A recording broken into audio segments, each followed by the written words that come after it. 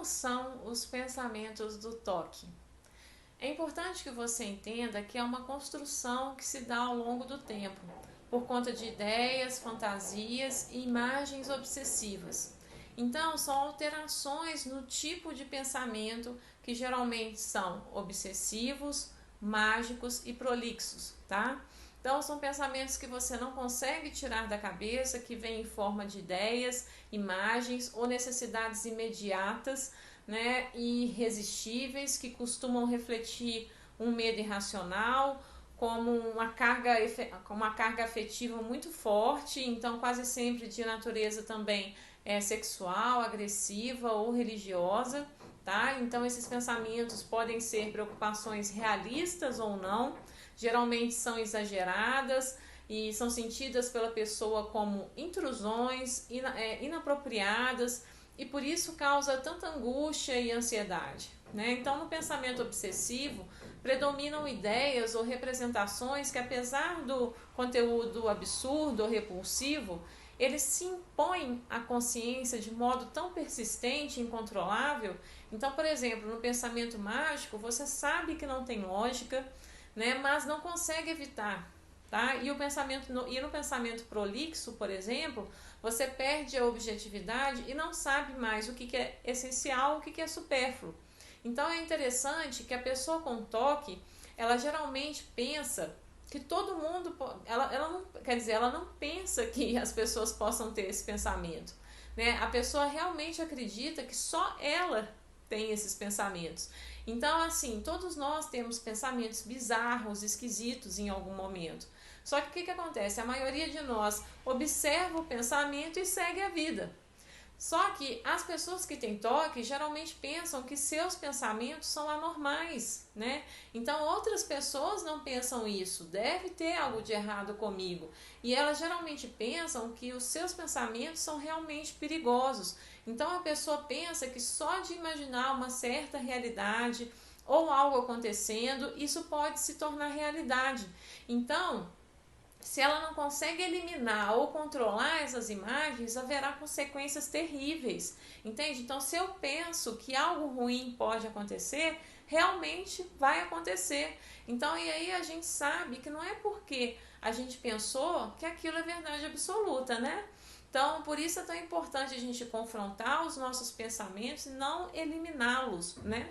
Porque senão você começa a acreditar que se você impedir os maus pensamentos de entrar na sua mente, você vai poder controlar seus pensamentos. E seus pensamentos começam a parecer sempre muito perigosos. E aí você pode pensar também que não é tolerável errar, né? Porque um erro seu pode acionar uma reação em cadeia e tudo vai se perder. Então é preciso ser perfeito, estar vigilante sempre. Você começa a pensar que você é responsável por tudo de ruim que acontece e que por isso você precisa sempre ter certeza, porque a incerteza significa uma incapacidade de controle, entende? Então, para se sentir confortável, você precisa identificar e eliminar todos os riscos. E como é que faz isso, gente? Então, vocês percebem que é realmente uma ansiedade fora de controle e uma ideia de que só de pensar algo, o seu pensamento vai te levar imediatamente à ação? Então, se eu pensar que eu posso ser contaminada, eu serei contaminada. Então, é como se o pensamento e a ação se fundissem, virassem uma coisa só. E é uma dificuldade de perceber os pensamentos somente como pensamentos. É o que eu costumo falar aqui, da mesma forma, que emoções são só emoções. A questão é o que você faz com elas. Então você acaba confundindo a simples presença do pensamento como um perigo real e eles parecem mesmo aterrorizantes. E a questão é que não resolve querer neutralizar os pensamentos, controlar o pensamento, simplesmente começar a falar para si mesmo, para de pensar isso, ou começar a se criticar, ou se beliscar, porque se for, sabe, às vezes querer se forçar a ser racional também, porque muitas vezes a questão é não dar tanta importância, é perceber esse pensamento só como um ruído, ok, entendi, não tem nada a ver.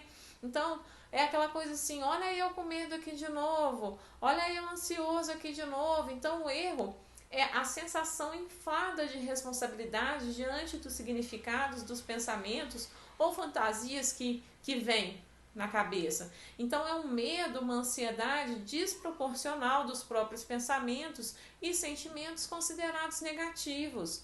E aí a necessidade de controlar esses pensamentos ou emoções pode fazer com que você sempre atribua importância excessiva a esses pensamentos e faça de tudo para evitá-los, entende? Então, a tentativa de controlar ou eliminar o pensamento faz com que você mantenha o pensamento. Então, quando você diz para si mesma para não pensar em algo que você considera hostil ou te perturba, você acaba fazendo com que isso venha mais forte na sua mente. Então, nas coisas mais simples, por exemplo, se eu falo aqui para mim, não pense em brigadeiro, Priscila. Eu já pensei em brigadeiro, gente. Já me vi enrolando, passando granulado e tudo.